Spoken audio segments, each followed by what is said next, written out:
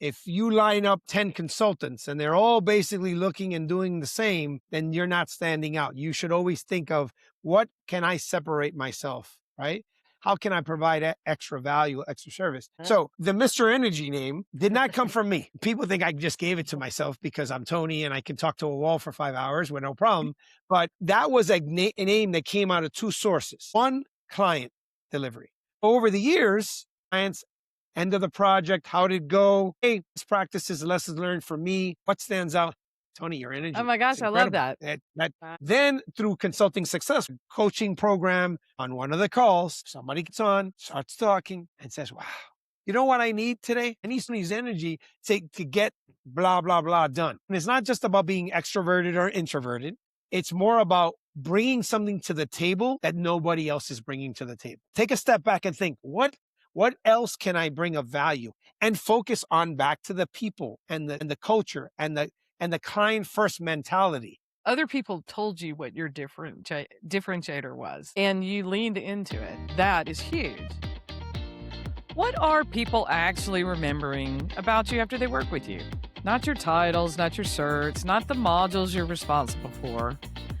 Better yet, what would they say about you when you're not in the room? Today's conversation is with Tony Velasquez, founder of Angelus Advisors and someone many of us in the ecosystem know as Mr. Energy. And yes, this episode has plenty of energy. There are laughs, there are stories, and at one point, Nicki said she was ready to run through a wall after listening to him. But this episode is really not about having a big personality. It's about standing out in a market where a lot of people are starting to sound the same. Tony talks about personal brand and AI, what drives you, finding out the power of that, and why a reset matters when you're moving, whether from a project to a client or just one season of work. And honestly, this is where a lot of people are right now, trying to stay visible, stay useful, and still show up like themselves when everything around our ecosystem keeps changing. We're so excited to have Tony Velasquez with us today. Tony is someone we have been connected for years. And actually, there's several reasons that we wanted to have Tony on WaveMakers. Tony's been in the ecosystem probably since 2012. 2012?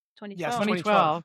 He has seen a lot of what's happened over all the years. And he's been with a firm. He's been independent. He started his own company. And he's actually been part of a program that's called Coaching Success, where he was coached on building a successful practice. And now he actually coaches and mentors others. And he was just telling us before the podcast, he actually incorporates that in some of his services. So, Tony, we're so glad to have you with us. Yes. Thank you. Thank you for having me. So let's just talk about it. So you started out, all right, 2012, and you were saying, and a lot of people won't remember Omnipoint. Yes. To Aon. Omnipoint was a Workday implementation partner, boutique firm, solely focused on Workday. And then we got acquired by Aon Hewitt, closely after 2012. And then Aon Hewitt then spun off and became Alight. And then today, Alight spun off and became Strata. Right. Yes. It is happening with everything. So we know that there's been tons of change. The ecosystem's completely different than what it was in 2012. What's your overall feel with the market right now? And, kind of what are you seeing or hearing on the streets or anything like that? Sure. A lot of things have changed as far as clients, as far as partners, as far as people in the ecosystem. Some people have moved around. Some people have left the ecosystem. When I started, I didn't have this in mind that I do today, per se. I started because I knew several people who were in the ecosystem. I got recruited into it, personal friends. I love the vibe of starting something, of being in a close-knit team, people in jeans on laptops on a couch, just trying to accomplish something, really implementing a change for organizations. I learned a lot. One of the biggest implementations that I was on was Bank of America globally. That's where I earned my stripes. It was great. I loved it. I really learned a lot of the ecosystem and the market. And I have a lot of contacts today, either within the Workday space or in other type of ERP, HRIS systems. And then I value that a lot. So I do leverage that a lot when I can. And I go to multiple conferences. I can see all different types of technology, not just one specific system. Are you hearing from clients that or even just people that are in any kind of HR tech, are they struggling with keeping it's just so much being thrown at you right now? Are you hearing success stories of how people are dealing with it or anything like that? So in my role, I think I hear more of what's on fire and what's in red. I jokingly tell this to people that are close to me and consultants. Usually the clients that are everything's green and everything's perfect, they're not going to call me. Usually are the clients that are red and yellow and amber and or just don't know what they don't know. They don't know what they're getting into. Those are the type of calls that I receive. I think there is a lot, right? So let's just say client organization A has been on a legacy system for decades. For you to ask that organization to make a change into a new platform, a new system, new processes, ask the people to basically forget what you've already known, learn something new as far as this system and how it works and the processes, integrations, change management, testing. It's a lot that gets thrown on. And frankly, sometimes the decisions are made at the C level and come down. And that project team that inherits that needs help. They need help. So one of the reasons why I started Angelus Advisors and I do what I do is I want to focus on client success, client first, client side, but really people first and the people Love that that. it impacts. So if you just got handed this project and you're like, hey, I think you know Workday. Why don't you become the Workday lead? Why don't you run HCM, benefits, payroll, financials, whatever it is? Right. That's on top of your day job. That's on top of your personal life. It is a big endeavor and you do need help. You do need guidance. And if I can be a small piece of that success and that guidance, that's what I live for. And I love getting that call 3, 5, 10 years later and saying, Tony, you made a difference. Thank you very much. That is what fuels me and gets me going from a client side perspective.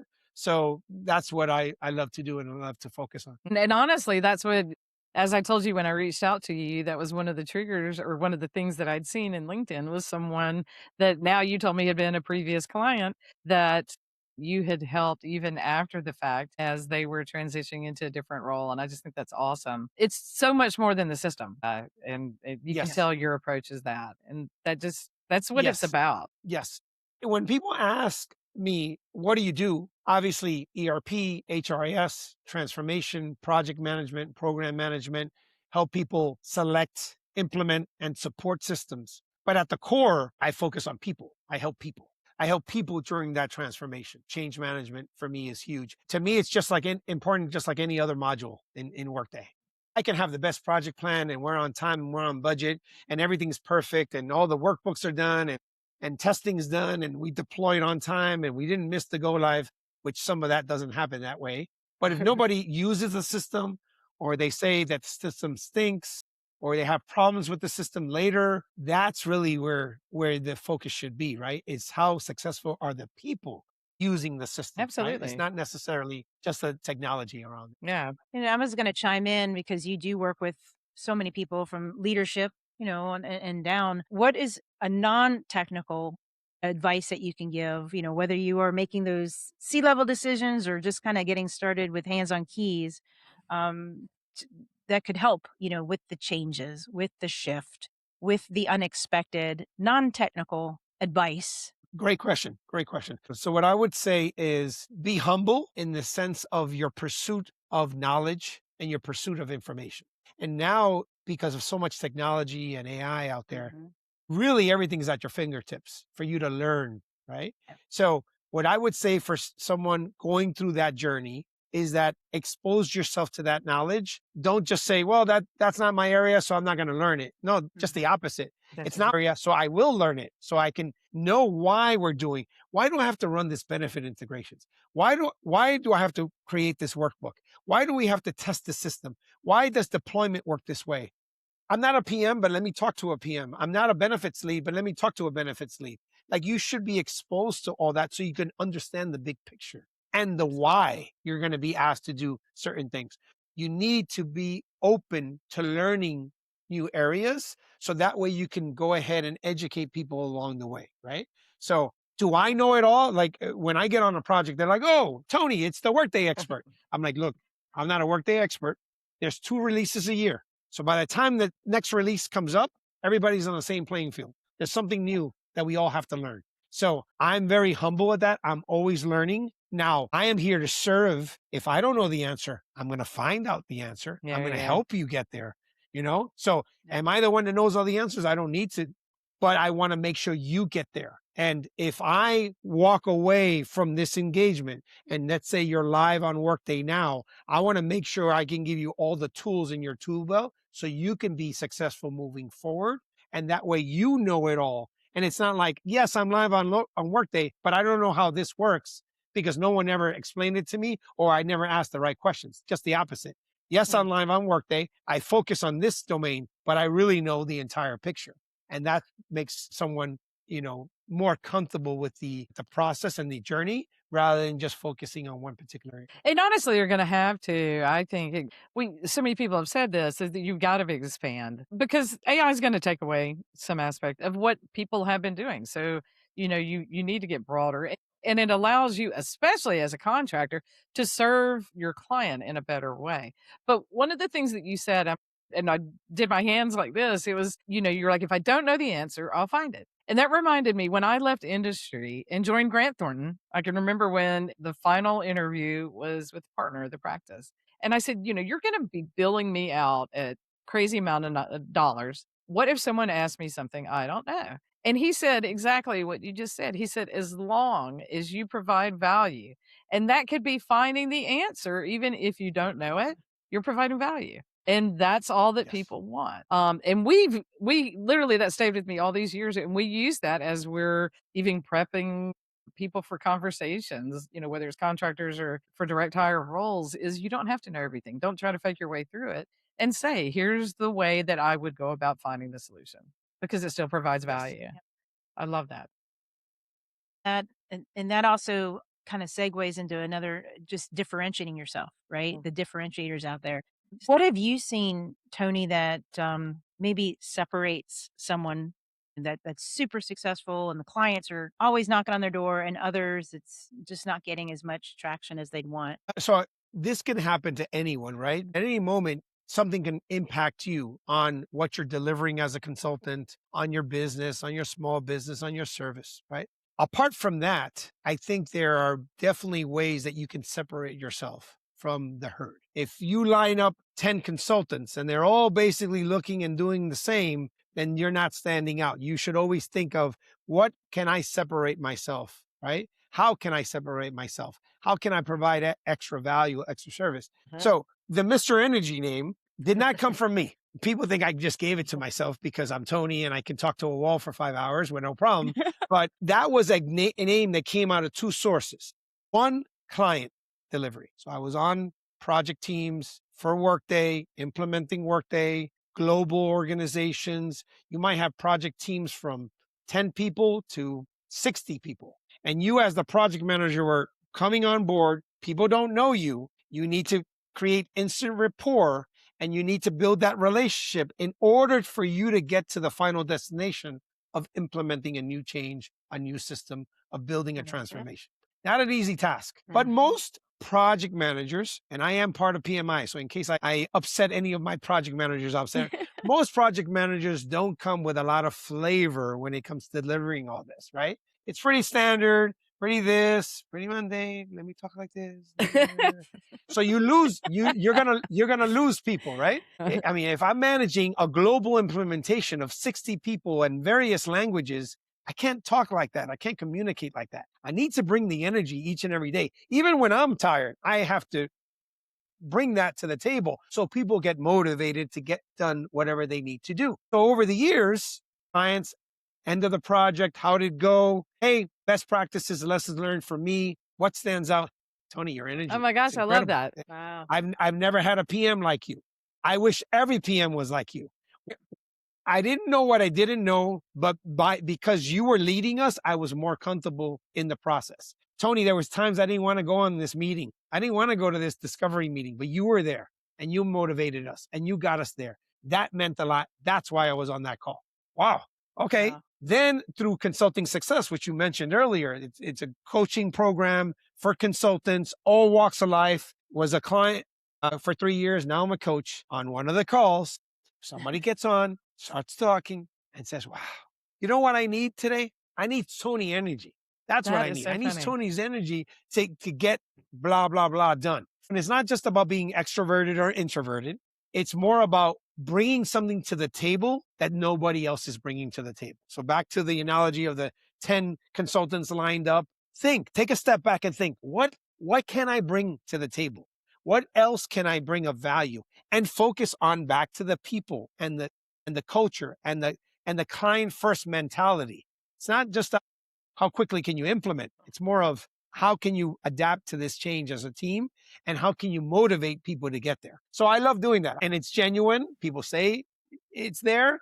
And that's why I love saying I'm, Mr. Energy. And now the problem is, at least for my wife, is that I have 2 kids and I have a 5-year-old daughter and a 9-year-old son. And my son is Mr. Energy Jr. And he has maybe 10x on me.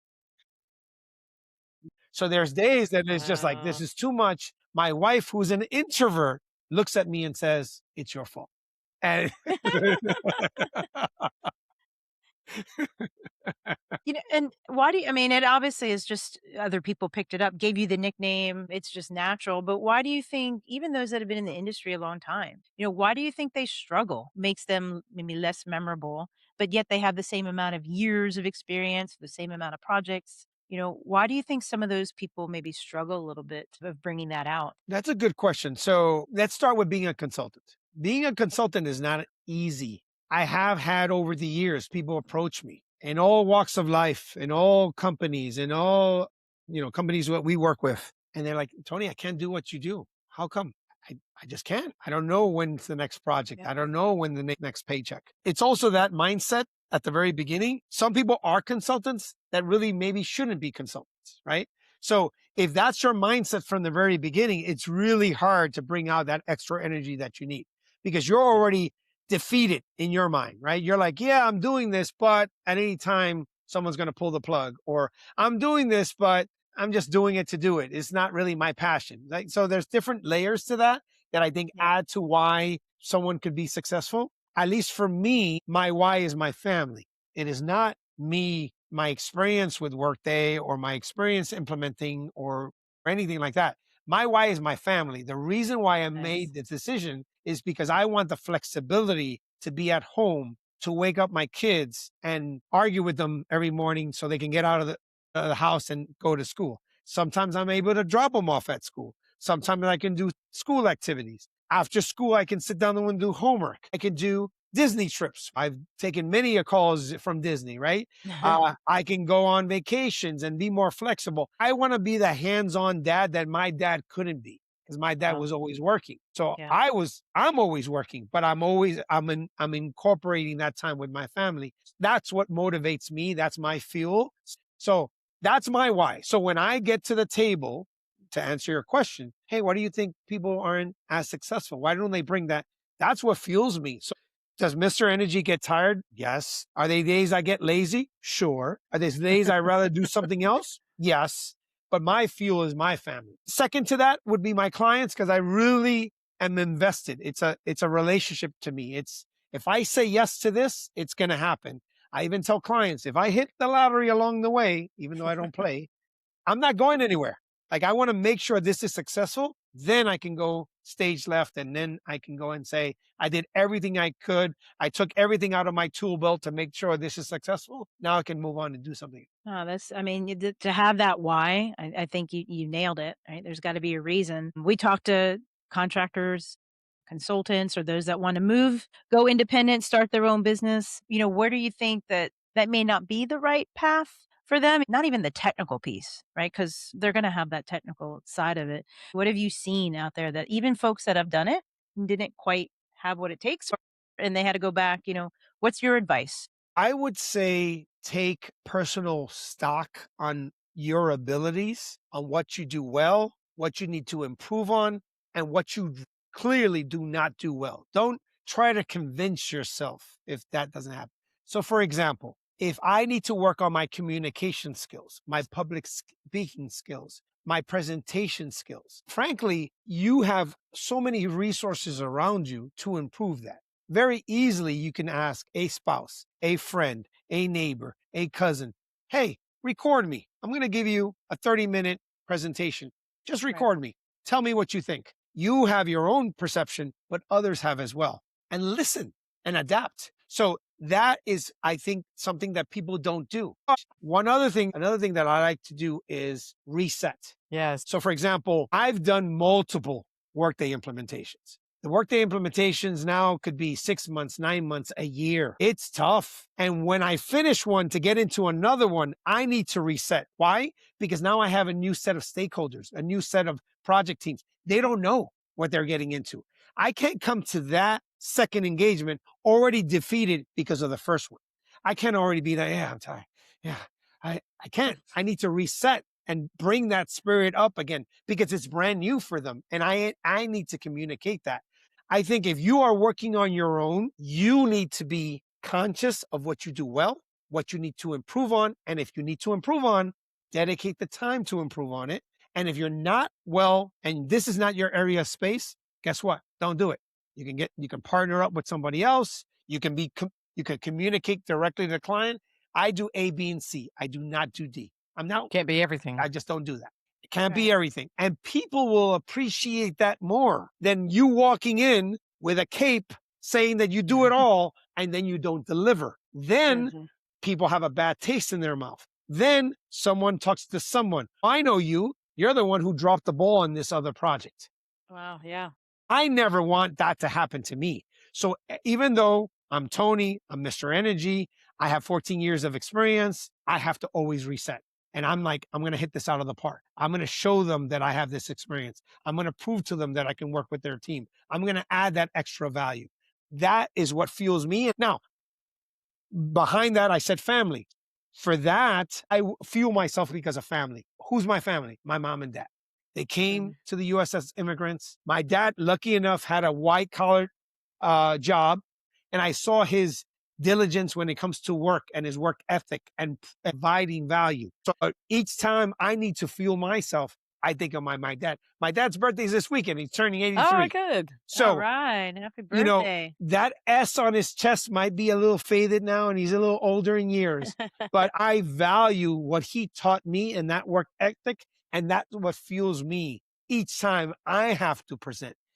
I am representing my dad, and that's what fuels me. That's why I get choked up. So when you say, Tony, now it's clear why you bring something to the table. Why doesn't somebody else? That's what they're missing. And that's what I think people have to work on. And we're talking about consultants, but frankly, anybody who has a role in a major organization should reset and say, what am I bringing to the table? Am I getting too comfortable? What have I done recently? What have I done? So those are the things that I think go a long way and really separate yourself from everybody else. No, that's being authentic, right? That's what's loud and clear is coming from you. So Tony, you were just talking all of this. And honestly, if you think about our ecosystem, I mean, everybody's tech forward. I think what's happening though is people are learning AI, but they're learning the technical aspect of it. They're leaving out the branding, the personal aspect of it. It's not taking something that AI, the first thing that it generates, and turning around and then publishing that. And AI slop is obviously what everybody's calling it. And I like to joke, I could sit there and write a newsletter tomorrow on how to do brain surgery by prompting AI. Now, would anybody think that I could do it? No. And you see some of that and it backfires. What you just talked about, you're Mr. Energy and you found the thing that is your differentiator. And that is where lean back into that to me is what, again, whether it's you have your own business or whether you're an employee or a leader, that's where it all is. I think you still, it's no different, honestly, than going to class, learning Workday, sitting down and configuring benefits. And it absolutely have nothing to do with the business. I mean, is that making sense, or am I off on that? Or no, you're absolutely right. It's also perception of AI. I think that's something that maybe people don't talk about too much. I equate this to a new iPhone.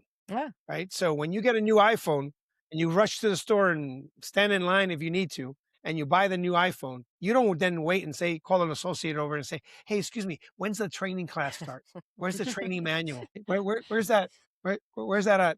I can't touch this before I learn it, you know? So no, what do? You Jump take in. the phone and you start hitting buttons and you're like, oh, this app, I like it. I'm going to use it. This app, garbage, delete.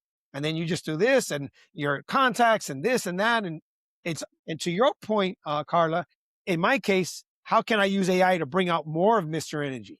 How can I bring out more because I'm leveraging AI and posts and searches and things like that. So that way people can know what I do and how I can serve and how me and the team can serve them in the future when they take on their next ERP HRIS implementation. Yeah, that's so true. And that's the thing. We have what Tony described. Everybody's getting the stuff and they're hitting all the buttons and doing whatever, I mean, that's going to be our industry. The thing is this making sense, or am I just creating more junk out there? Right. And that's what's kind of causing this whole layer of distrust. But I guess the sameness everywhere, it's kind of what you were saying, Tony, is if the data below is not good, then whatever you put on top of it is also not going to be good, and that's where I Yes. think what we're saying. The objective there, again, going back to what I said earlier, is to stand out, not to fit in. So if I know that everybody who's applying for this job is going through ChatGPT and Exactly. generating something and putting there, you would think that I would take the 10 minutes required to write something authentic and then put that into the process, right? That is how you separate yourself. Right? Yes. So for example, there are plenty of platforms out there that I can use to post stuff on LinkedIn. And I can ping people every day. I don't do that. I want the personal touch. So it's either me or somebody on my team who's actually reaching out to our clients, our prospects, our people. Like a person is on the other end. Can it be easier for me if I use AI? Maybe. Can it be cheaper? Yes. But then back to what was already mentioned, that's going to bite me where later. Right. Because people are going to say, Mr. Energy, he's not Mr. Energy. That's an AI agent floating around. He's not real. Look, here's his post. It's generated through AI. That's not a real person. I want to deal with a real person. So I know for me and my brand, it's super important that it's me, that I show up, that I hit the keyboards, that I'm presenting, that I'm talking. That is what I think is the core on all that. It's just the way you approach it. And then the last part, which I say this to everybody, I said this week on another meeting, it's execution. This podcast, someone's hearing this, hey, oh, this is great. I love it. It's like a warm shower. And then they don't do anything. Sure. That's the problem. It's not AI. Did you execute and actually do something about it? Most people don't, and they stay where they are the way you should. Yeah. Well, sometimes it's analysis paralysis. I know I've had it. I mean, I think about WD Beacon. That thought has been in my head for, I can't even tell you how many years. I overanalyzed it. But hesitation is a fear. And I do think there's that. But execution is huge. And honestly, Tony, again, with your personality, and I love the things that you said, because we all worry about keeping up with AI and all this stuff. And honestly, the way to stand out is the easiest thing. It's being yourself. Easy relative, but easy. And it's like in a world of sameness, AI can't replace you. And that's where I think we just got to keep reminding people of that. Yes.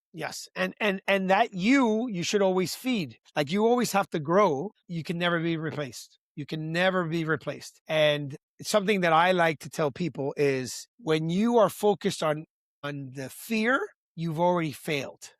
So for example, I don't know anything about AI. I can't even spell it. That's a fear. What are you going to do about it? Well, I don't want to learn because I don't learn. And then it's going to take too much time. And just make up all the fear blocked you from opening yourself up and saying, hey, I can take a course, I can learn, I can try. And even if I fail, you're in the same spot that you started when you started. No big deal.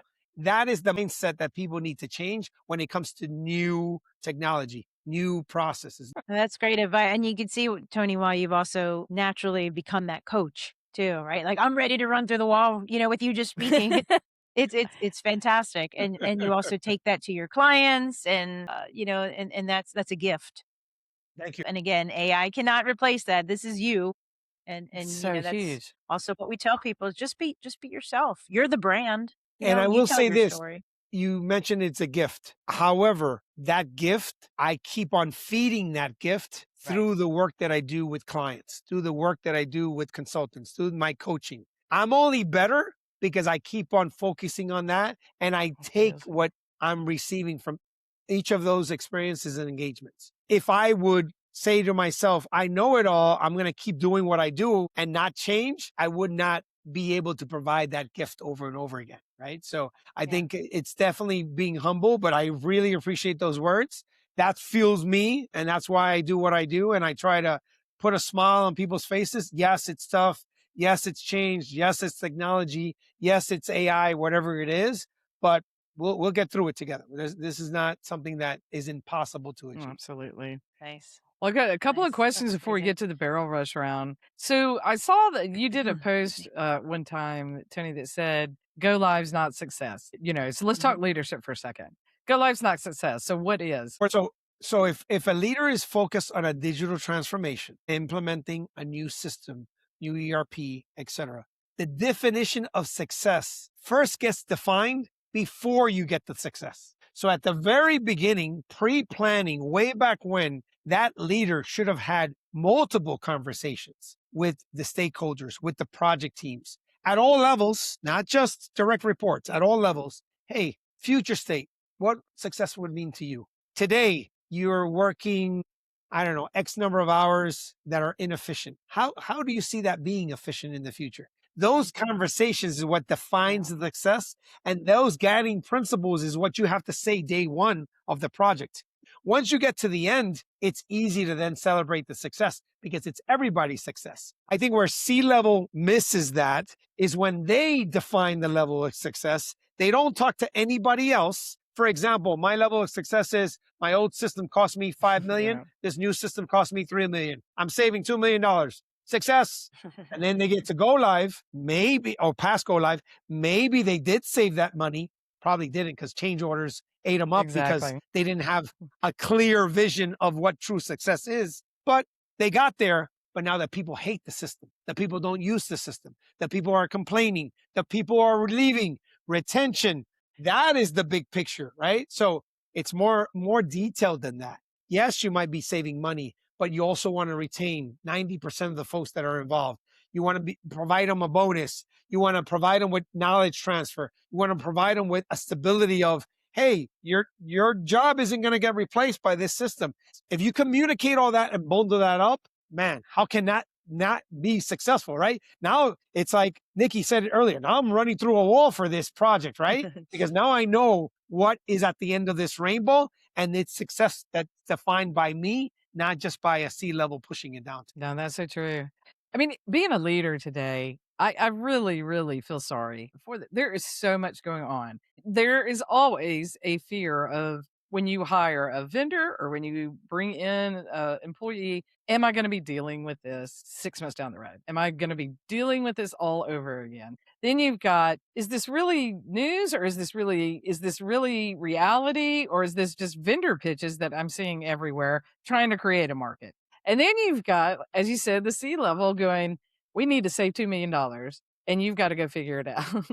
And you've got to manage and motivate your team. So, I mean, what advice do you have for leadership right now? Because this is literally what they're dealing with all the time. I would say at leadership. And by the way, leadership is defined at all different levels. I don't think the C-level is just the only leaders. And my belief is you have leaders in all levels. I think you can empower people. I have a very small team, but I tell my team, I'm not the boss. We're all bosses. We all can have an initiative to say, this is what I want to accomplish. This is when I want to accomplish it and go ahead and execute. So I think it starts that culture. So Wow. that is, I think, the big part of being a leader is to make sure it's embedded in all the different levels in your organization, not just the top. And by fostering that, you empower that role, that person to do a little bit more than what they're accustomed to. Right? Now, as far as top leadership, there's so much going on. It goes back to being really good at delegating and really good at incorporating other people. I would encourage leaders to say, let's dissect everything. This is everything in my plate. What are things that I can give this to Nicki and this to Tony and this Carla and this and that. Sure, I'm involved. I'm aware of what's going on, but I can't be the one doing all the heavy lifting. Right. And by doing that, you can realize, hey, you know what? Tony might need a little bit extra coaching. They see that leader in a different light because they took the time, 5 minutes to say something that encourages me that, you know what, I can do this. And that's how you fuel leaders and future leaders. Right. Because really, I think a great leader says to himself or herself, I'm going to encourage people to take my job one day. That's really what a true leader should do, because that way you're fostering a bunch of leaders around you.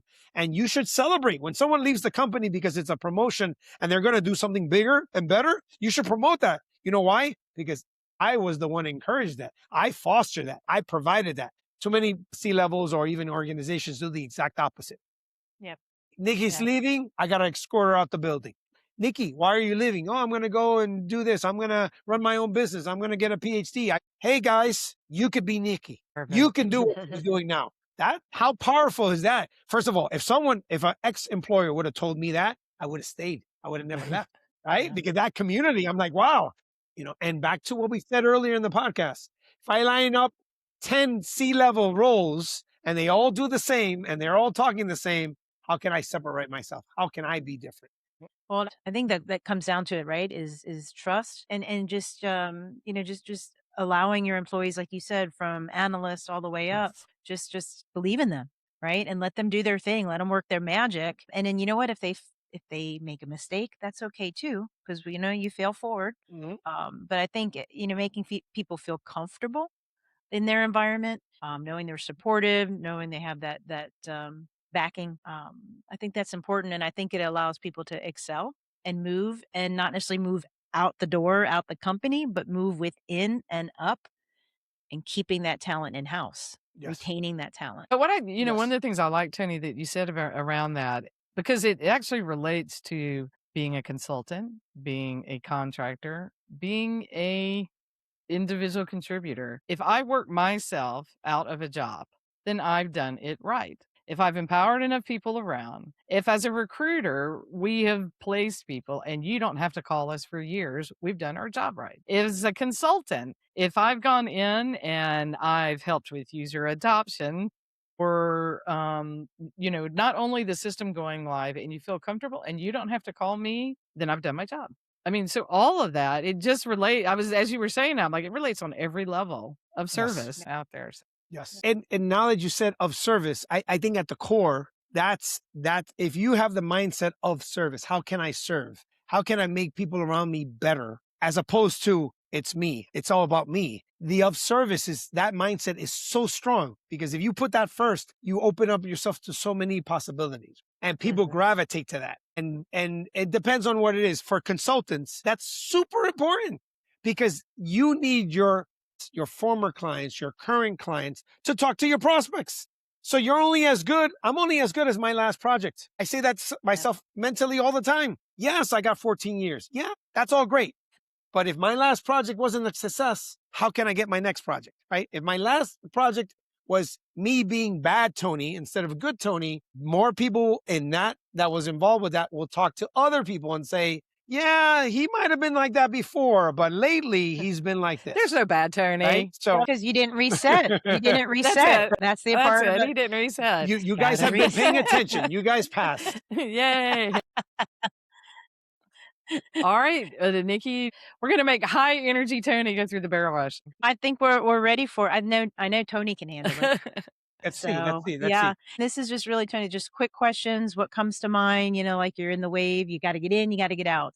All right. So we talk about branding. What's the fastest way someone can tell if their positioning or is weak out in the market? It's just not hitting out there. And people, if you, first of all, as consultants, we're all mosquitoes in the world, right? Globally. Do people know Mr. Energy? No, nobody knows me. So if I have the mindset of I'm a mosquito, but I want everybody to know me, that's going to drive me. If I have the mindset I'm a mosquito and nobody knows me, that's going to drive me. So to answer your question, they know you. I like that. That's good. I like it. All right. Yeah. What do you think is the Number one thing that hiring managers are misjudging Workday talent on right now. They want a jack of all trades and they don't focus enough on expertise in niche areas. So, hey, I have a role. I need an integrations lead who knows Studio, who has experience with Extend. Oh, by the way, can you do benefit integrations? Hey, can you come into the office, 6 days a week? And by the way, and can you be super cheap because I need somebody tomorrow? I need this problem. for like a third of the cost that the rest of the market has. Exactly. That's not, Yeah. where I'd rather have someone, hey, this is what I'm trying to do. I need expertise in 4 different areas. You candidate, do you have any experience in any of the 4? I'd rather you be really, really good in one of the 4, hit it out of the park. We probably could do it cheaper and faster because you're so good, as opposed to someone who's going to say, oh, I do it all. And then I realize you don't do any, right? So that's where that's what quick answer. That's what I would say. Okay. I love that. That's Nice. good. All right. This hits where a lot of people are right now. If someone is feeling stuck, what's the first thing they can do to just get some momentum? Tell someone they're stuck. That's good. So, Yeah. for example, I'm stuck. I'm a husband. I'm a dad. I'm a brother. I'm a son. I have family. I have friends. There is no excuse that I can't tell someone that I'm stuck, That's good. right? So I can open up my mouth and say, you know what? I'm stuck here. That's it. Sometimes it's not just because the other person on the other side is going to give you the advice that is the silver bullet. No, sometimes you just need to say it out loud to understand that you're stuck. Then start looking at the art of the possible, how to get unstuck. But first you have to realize it, right?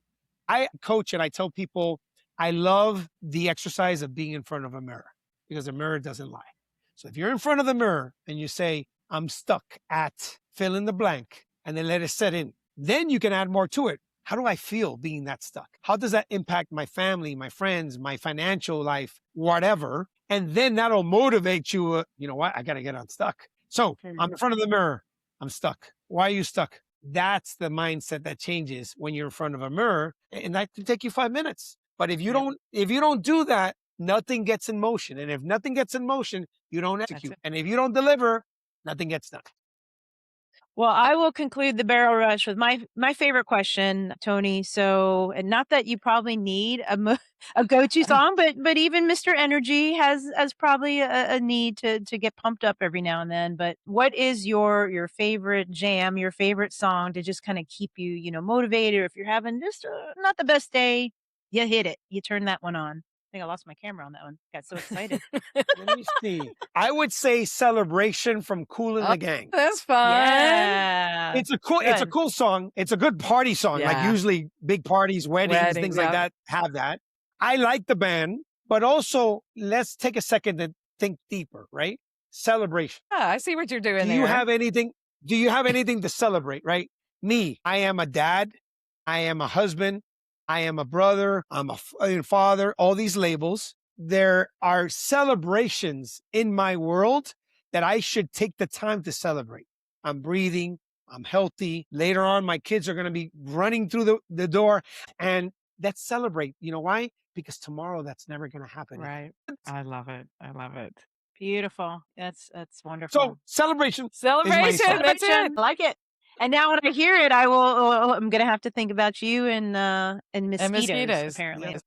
Yes. Yeah. it's been a wonderful conversation. You made it through the barrel rush. We Perfect. had no doubt that you would make it through the barrel rush.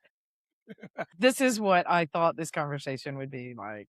And I even wore my red for energy, for Mr. Energy. Other people told you what your differentiator was, and you leaned into it. That is huge. What gives you that energy? Your why is so solid. That drives you I mean, I've heard it just repeatedly all through that. And your outlook to reinforce that is so strong. All those components together, the technology is such a small part of that. This is everything that drives your whole life. So thank you so much. I'm so No happy problem. for you and all your success. Thank you. Thank you. Obviously you bring so much to the table. You want people to be successful. How can they get in touch with you? Sure, sure. So you can look me up, Tony V, Mr. Energy, and you can look me up, Google me, Claude, ChatGPT, I'll come up. Most people reach out to me through LinkedIn.